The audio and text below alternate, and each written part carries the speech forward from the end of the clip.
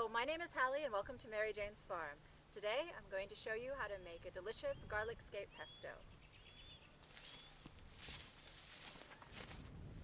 Garlic scapes are the blooming flower stalk of the hardneck garlic plants. Different varieties of hardneck garlics will have different flavors and levels of heat in their scapes. The softneck varieties do not sprout scapes.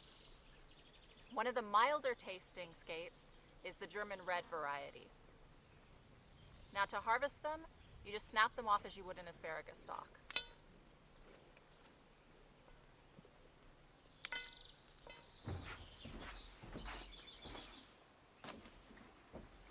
Okay, for our pesto, we're going to need about 10 to 15 garlic scapes. And for the hotter variety of scapes, it's a good idea to soak them in some water ahead of time. Give the scapes about half an hour to soak. Then gather your other ingredients. You'll need about half a cup of Parmesan cheese, or a third of a cup, depending on your taste. You'll also need about a third of a cup of slivered almonds. And if you also go ahead and soak the almonds, you can remove the skin really easily and not have to worry about chopping that up. You'll also need a third of a cup of olive oil, about a quarter teaspoon of salt just to taste, and also a squeeze of lemon to taste. Now I've had a good number of these scapes soaking for quite a while now, and I'm ready to chop them up. You can eat the entire scape, and you might want to reserve one or two for garnish, but go ahead and just chop both the flower and the stalk. They're all delicious.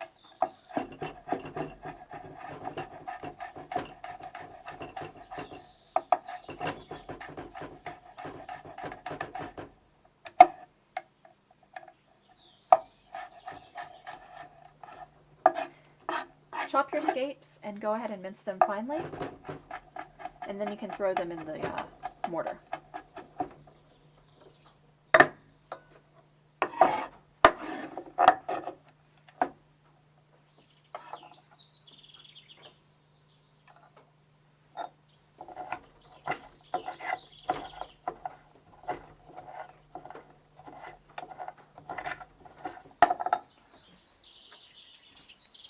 So just continue adding ingredients and blending until you have everything pretty well mixed up.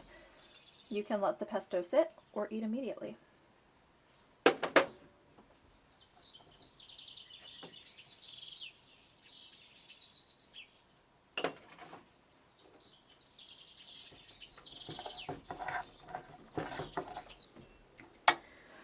So when you've finished grinding in the pestle, in the mortar I suppose, or food processing, what have you, you're all set and ready to serve.